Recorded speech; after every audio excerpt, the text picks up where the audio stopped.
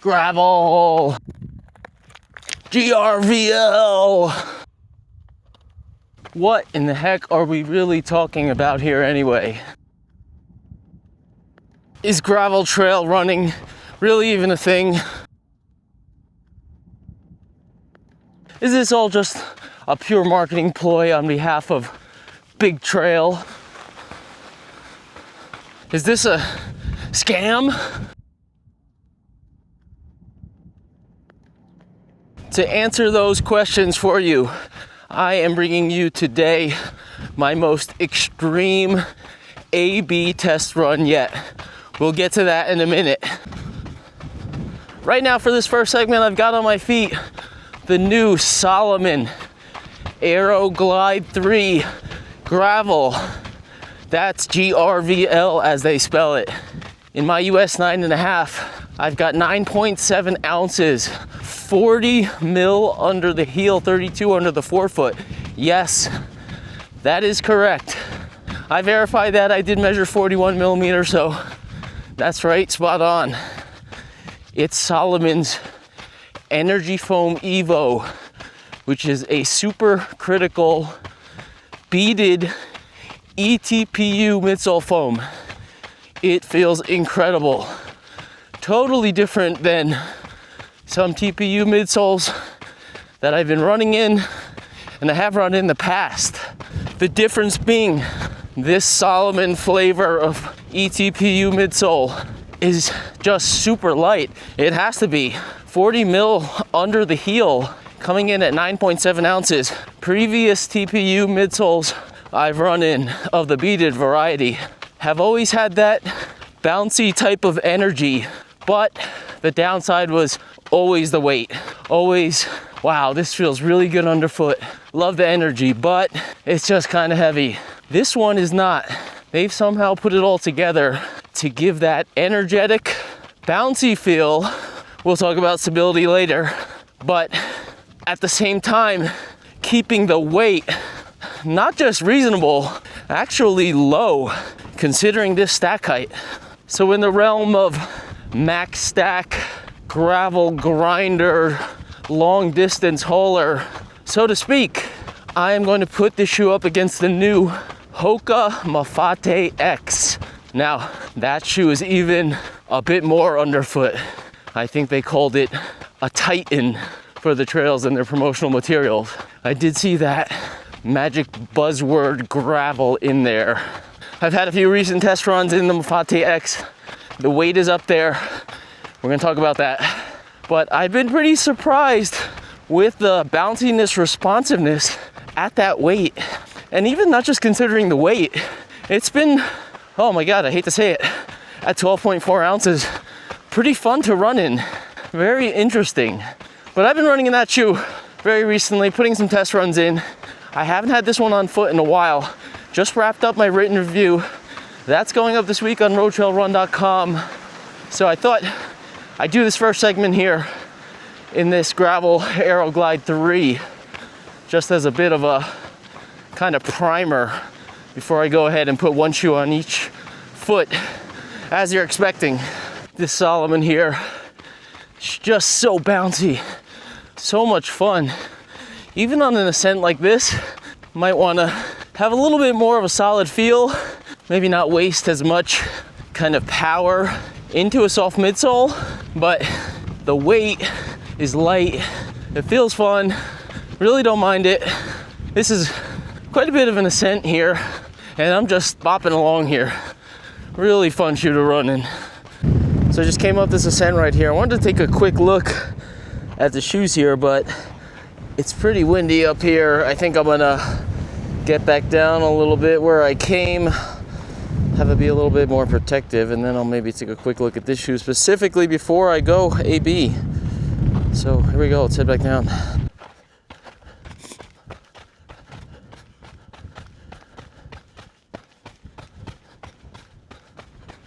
So if you noticed on that follow footage on the way up, I was kind of seeking out a bit of uneven terrain underfoot when I didn't necessarily have to. I don't know if you could tell, but did even going uphill at slower paces get a bit of wobble when you land on pretty much anything uneven. This shoe is not the most stable shoe. That bounciness of that ETPU, that energy, really can shoot your feet off in any direction if you're not careful. Not a shoe for technical terrain at all. There on the descent, again, I was paying very close attention. I was trying to hit some uneven spots, but not necessarily something you would want to be doing over an extended stretch. Could be quite hazardous, in fact. Foothold in this one also not amazing. My foot kind of doesn't totally slide forward, but I feel it pressing forward in the toe box, and I actually do feel pressure under the heels, as if I don't know, maybe I'm doing it kind of unintentionally, or what do you want to call it? Can't think of the word right now, but I may be trying to dig my heels in just for stability, and I feel the pressure. It could also just be the softness of the TPU under the heel is just giving a little friction under the heels. Yeah, it's just generally in steep stuff, uneven stuff, it's kind of, you got to be careful. If you're skilled, you can handle it. Definitely in sections like that I just went through, even if it was not kind of wide open on one side or the other. If it was fully rocky and gravelly, like the parts I ran through, if you're skilled, you could probably handle them, but it would probably work your ankles over the long haul. Spring has sprung, huh? At least in this little patch right here. Sorry to trample a few of them. Yeah, you can see from the upper here, really a comfort upper, not a dialed in technical true trail upper. You can see some looseness here, some bunching. Pop this one off real quick. I like that they're laces and not quick lace. If you look kind of along the inside, very comfortable heel. No hint of any issue over here, as I talked about with the S-Lab Ultra Glide. This is just very leaning into comfort here, and in that sense, they do have open cell recycled ortholite insole. Not a fan of that, but I think this is generally for dry terrain. If I were to walk through that stream behind me, this would soak up a lot like a sponge and not be fun. But yeah, taking a look at this, just look how squishy that is. Look at how this is 40, this is 32, and look how easily it twists. So you can imagine if hitting your something uneven, wah, wah, wah, you know. Looking at this outsole here, 2.5 millimeter lugs. I don't know if they went with a tire tread situation here. I like the feel of it on gravelly, kind of hard terrain, because it does kind of, you know, when this lateral side touches down, they do kind of contour over, I would say, gravelly or hard ground, and it gives like a nice kind of grabby feel. You could kind of see, if I squeeze this, how it would almost grab the ground, as long as it's not, you know, rocky, as I said. It's really kind of a cool outsole for what it's meant to be in, what you're meant to be running on with this shoe. I do like it. I mean, it's the same foam as in the Aero Glide road version, but they put a different kind of outsole, and I think this is pretty cool for the trail, pretty cool for, you know, gravel trails, dirt trails that I'm running on right now. One thing I want to point out here is it has this neoprene type tongue, similar, or if not the same, as the S-Lab Ultra Glide, and I don't think that was good in the Ultra Glide. I don't think that was a good pick. I think you don't want to have all this smoothness over the top of your foot. I think you want to have something grab your foot a little bit more. I didn't like the security of the Ultra Glide, and I thought that was a contributing factor, how smooth it was all around the inside. But for this type of shoe, leaning into comfort, I think it works well. I don't mind this neoprene tongue. It doesn't bother me at all, because again, this is not, you know, they're not trying to say you could be running up and down alpine terrain in this shoe. So I think it's a completely different intention here, and it does work. Again, I like the laces. I think if they would have put laces on the S-Lab Ultra Glide, it would have been better off. I would have been able to adjust maybe where I'd like to have the tension a little better in the Ultra Glide. I feel like I could do that well in this shoe, but not in that shoe. So I guess obviously they think the quick lace is a more premium feature, but I mean, laces are good. I mean, laces work.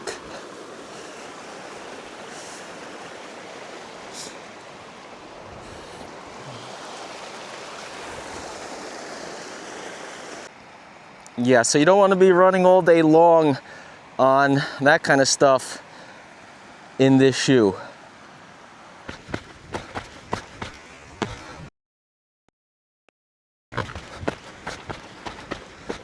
All right, so let's knock on back to the truck, throw on one MAFATE X shoe, and let's see how they stack up.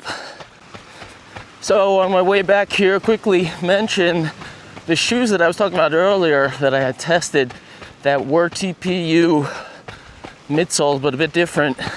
I previously tested the 361 Futura, how do you say that? And that was a full beaded TPU midsole, but I believe it was around 11 ounces. Had a pretty thick outsole on it. They called it door to trail, but it was similarly unstable as this one that I have on my foot right now, but it was the weight. So if you're gonna have a bouncy kind of unstable shoe like that, having the weight be high is also a little difficult. Another one, the Ice Bug Yarv, review just came out on that one. That is a recycled beaded TPU midsole. That one's over 12 ounces. That's a heavyweight shoe. That does not have the bounciness of this one and the 361 shoe that I mentioned. That's more of like I guess it has to be a denser beaded TPU. Not in the same realm in terms of lightness and bounciness as this shoe. The last one I was thinking of was the PDX from Speedland. That's also beaded HTPU. Not sure what that H stands for, but it is beaded. I find that has a wider base and the stack is thinner. So the beaded portion is kind of spread out on top of the outsole. It contours really well. I like that shoe in technical terrain. And then you've got that drop-in midsole on top of it. So it's not a full bouncy beaded TPU. So that shoe's definitely more stable than these other ones for sure. I know, you can run a road shoe on this type of dirt. Yes, I can see the comments already. Okay, I get it. But if you're on gravel, when this gets perhaps more dry, more sandy, and if you want to go maybe onto some trails, mixed terrain, you're on a section of this, then you get into some real trails. There's a reason why trail shoes have lugs. Yes, you can get by on road shoes for a lot of stuff, but I think especially with this shoe, not the MAFATE X, which I'll have on in a moment, but at 9.7 ounces, it's not like you're slapping on a giant beefy heavy trail shoe for no reason. This is pretty light, pretty energetic, and you have that bit of extra traction if you need it. If you're gonna go into trail sections where you might wanna have at least a little more than a generally flattish road outsole. So this is not the type of gravel you want to be taking these shoes on, that's for sure. Maybe something a little smaller than this. Maybe about this is right. I don't think these exposed portions would fare too well if you were kind of going through this for a while. I did get some kind of, my foot was pushing up in the toe box as I was talking about on a bit of a descent on the way back down. Seemed to feel it more in my right shoe, maybe because I tied this one a little tighter when I did that little close up there. So that's why I'm gonna pick my right shoe for the Hoka here. Yeah, this is a monster. 49-41 spec. I measured 48, so my measurements are within 1 mil of the spec, so specs are accurate on both of them. 12.4 ounces here. Okay, so this is gonna be quite an extreme difference here. 40 and 49, as I said. So 9 millimeters higher on my right foot. Let's see how noticeable this is. None of my A/B tests have been this different, so we're gonna see. Yeah, definitely feel a good amount higher up in this MAFATE X. Wider too, for sure. Just feels big. I don't know what's up with the colors, by the way. I don't know if that's a gravel thing. Maybe if any gravel cyclists are watching this, is there something to do with yellow and gravel? I am gonna readjust my lacing here, just that little walk around. This has a carbon plate, so the heel lift is definitely noticeable in this one, or the need to keep the heel down. I have a full first run review up on Road Trail Run on this MAFATE X, so check that out for kind of specifics. Yeah, the heel wants to lift out of the shoe noticeably more, obviously, because this one is way more flexible. No issues. This, I feel good in the shoe, aside from being kind of wobbly inside there due to the upper and the softness of the midsole. This one, stiff plate, no flex pretty much whatsoever from here to here. Heel wants to kind of, you gotta make sure you're in there good.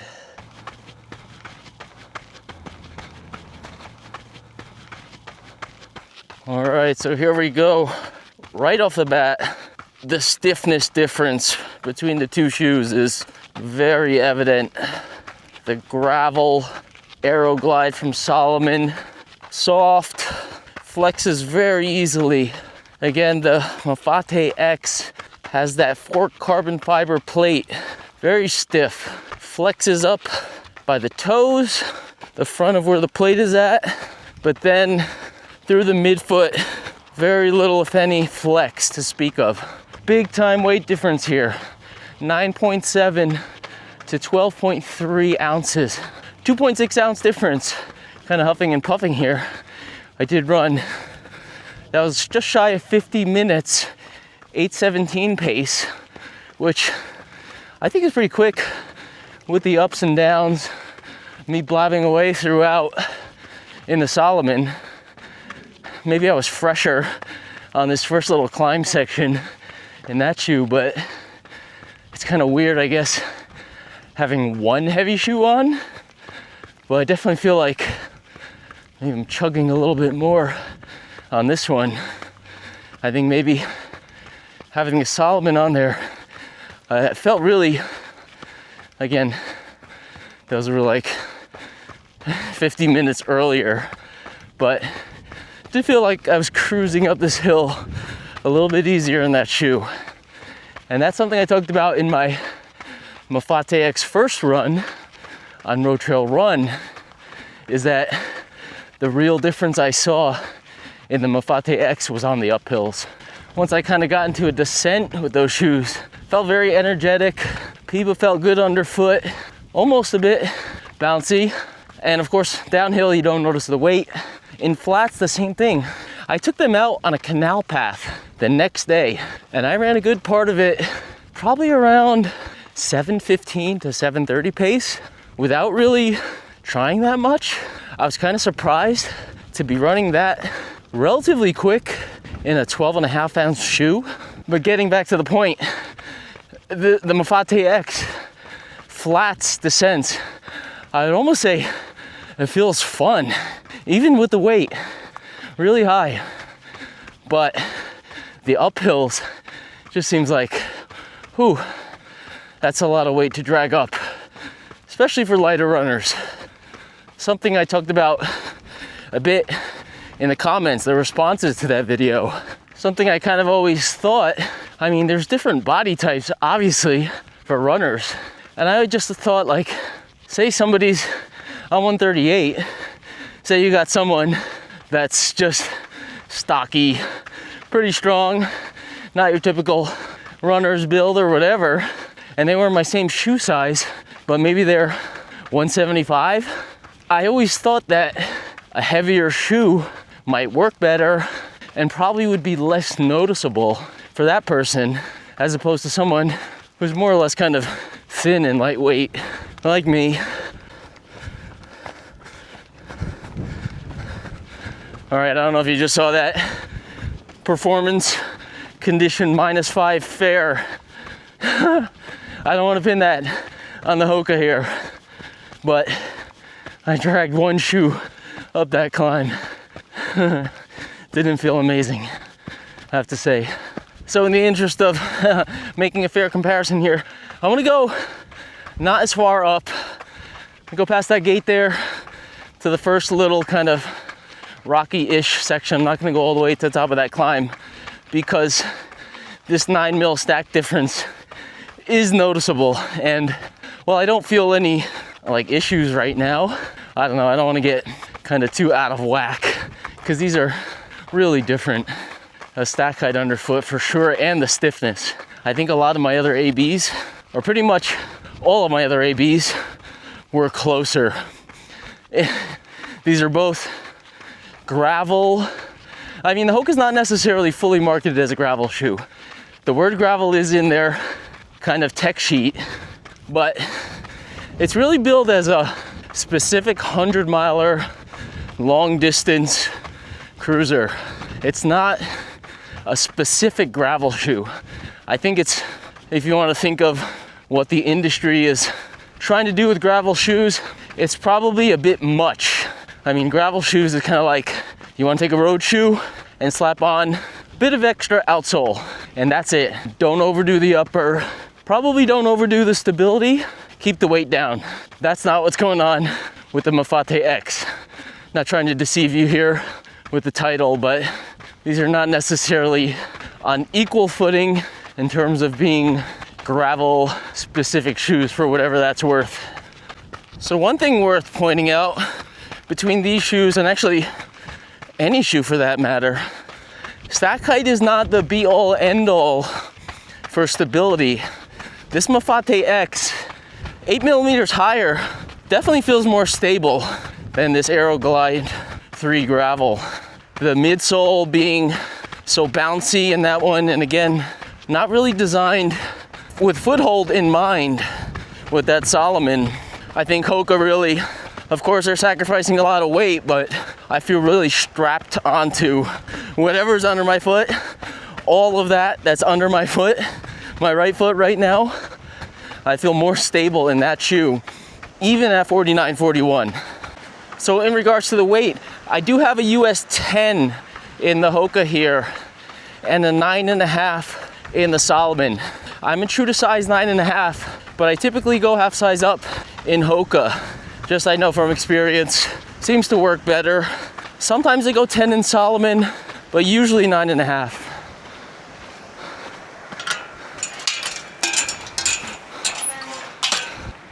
So I am feeling some intermittent, like kind of pinky side, like right here in the Salomon. You know, these Salomon shoes, they always tend to kind of taper a bit. Some people do have pinky side pressure in Salomons, and you can see kind of how my foot moves in this shoe. I am feeling it on and off here, but length is good in the 9.5, so going a 10 would be unreasonable. The foothold would just be not good at all in this. This is like at least decent in reasonable terrain. So I wouldn't want to go 10 in here for sure. Just kind of have to deal with that. Like you can see my pinky right here.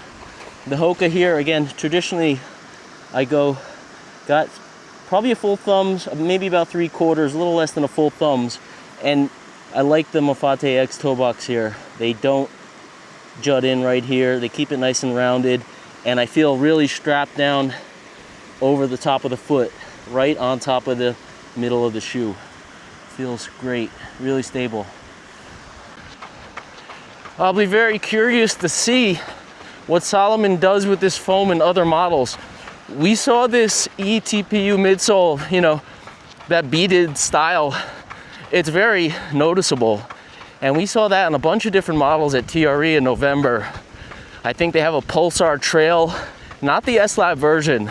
And now that's a shoe, I'll be curious to see how much of this bounce and reactivity they maintain in that regular Pulsar. And I assume they're gonna wanna stabilize it a bit more for real trail running. So I'm very curious to see what they do with that shoe, how much of this fun bounce and feeling they can maintain, while definitely you're gonna need to make it more stable and secure for trails.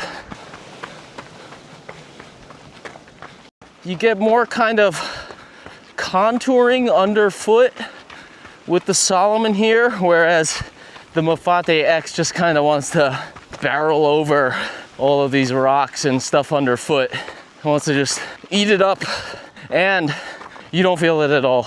I think you notice that contouring, that flexing with the Salomon, but the MAFATE X just really plows through it. You've got a PIBA layer close to the foot, and like I said, on descents, that canal path I ran really feels almost bouncy. Of course, that's working in conjunction with the forked carbon fiber plate. And you've got the EVA carrier, which makes up the bulk of the midsole there, wrapping underneath the plate with the PIBA above. And it just gives it very kind of confident, stable feel underfoot. I've got 120, 87, 102 ground platform under the Hoka here. 113, 76, 90 under the gravel here. That's not a narrow platform. I think it's just in comparison to the Hoka, everything's kind of gonna be narrow. So this is gonna be my turnaround right here. Like I said, noticing the good stability on this Hoka. I think this kind of terrain that I'm sitting on right now, I feel much more comfortable in this shoe despite the higher weight. Just feels more stable on foot. Also, despite the stiffness of it, it just feels, I think it's just the upper really feel locked into it. Let's look at that. Look at this. Could kind of difficult to flex it. You get that flex up by the toes. This is Hoka's Meadow Rocker. You know, you really want to land kind of in the middle. Once you get used to it, it's very efficient, okay? But stiff.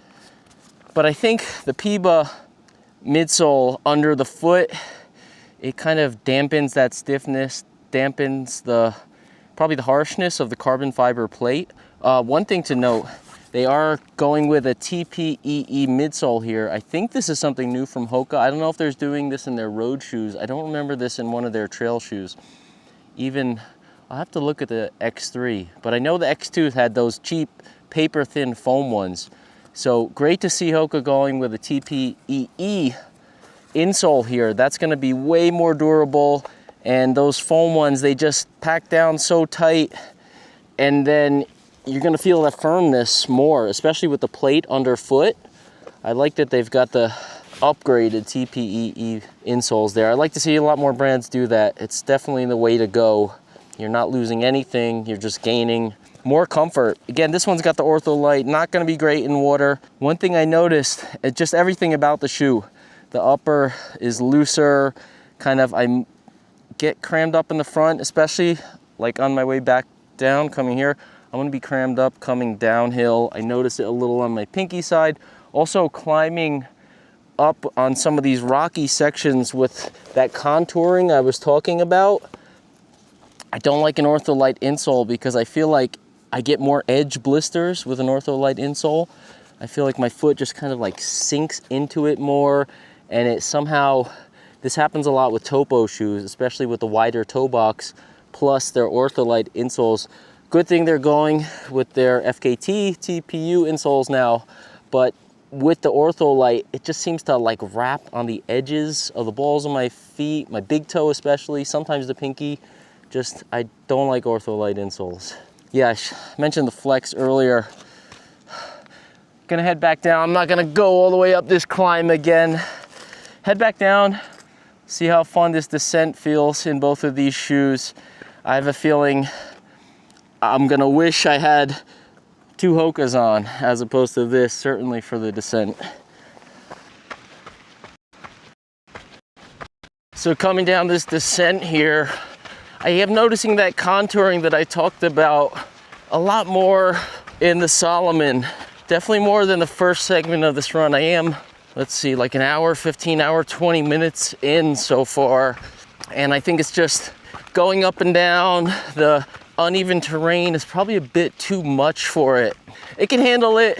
It's just I'm feeling a little bit too much micro movement at the bottom of my foot. Feeling some kind of pressure with the heel moving around. Some like the edge of my big toe. I could kind of feel the underside of the shoe, you know, the top of the insole kind of warping around my foot.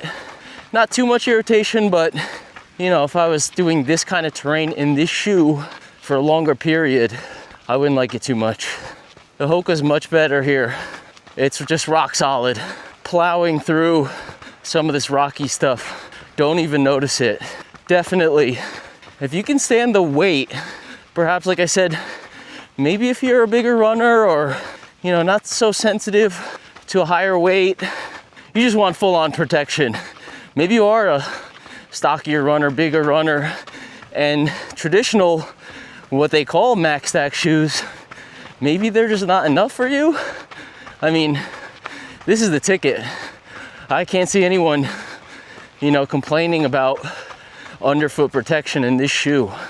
You're certainly gonna have to handle them given the stiffness and, you know, but they got the plate in there. They're helping you move the weight along versus just jacking you up and trying to give you a lot of foam to protect the foot, or even just a plastic rock plate.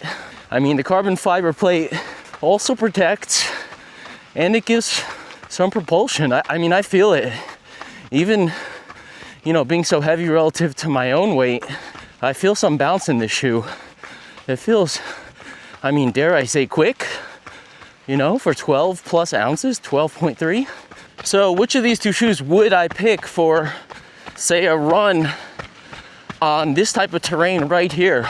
I mean, even this kind of ratio that I'm running on right now.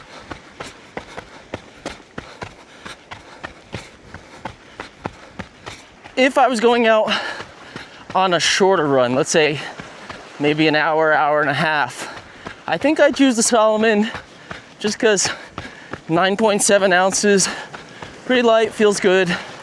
For a short run, I can manage it. I'm not gonna have too much issues with security. It's not too crazy back there, you know.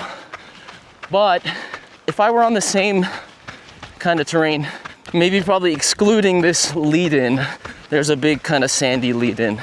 So if it was more like what I just went through for most of the time, and it was a longer run, I would definitely go with the MAFATE X. I mean, even with the weight, I just think, you know, even I'm going down right now, the weight doesn't make a difference. It feels pretty bouncy and just feels very stable. I feel like I can let my legs go right now.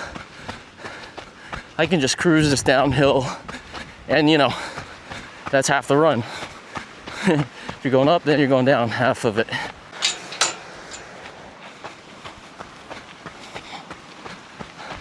But if it were, say, like this the entire time, of course, I would go with the Salomon. I mean, it's gonna shine in easier terrain, flatter terrain. Even if this was at least small size gravel, not that stuff in the parking lot there, it would still be, you know, the weight of the Salomon is very nice. That TPU midsole is gonna, you know, absorb any of the sharpness, at least the majority of the sharpness from any kind of at least decent sized rocks. And decent meaning not crazy large. Now, sticking within the respective Salomon and Hoka model lineups, I think it'd be an interesting comparison between the MAFATE X and the Tecton X3. The Tecton X3 is gonna lean more kind of soft cushion, kind of like the gravel that I have in my left shoe here. Different foam, it's a Piba foam. It does have the plate. I feel like people have maybe some issues with the foothold, the fit, the upper of that X3. It seems to work for me, although I have not raced it yet. But the PIBA doesn't seem to squish as much as this Salomon TPU. So I'd be curious to see how they feel on foot. I'd imagine this MAFATE X is just kind of an excellent training companion to that shoe. And then when you want to race, I think my size is 9.5 ounces. So that's legit 3 ounces lighter than the MAFATE X. Then you'll probably like feel like a rocket once you put on that shoe after training in the MAFATE X. With the Salomon, I'd be interested again in seeing what they do with the pulsar, because, you know, I'm talking about an AB between the MAFATE X and a softer shoe.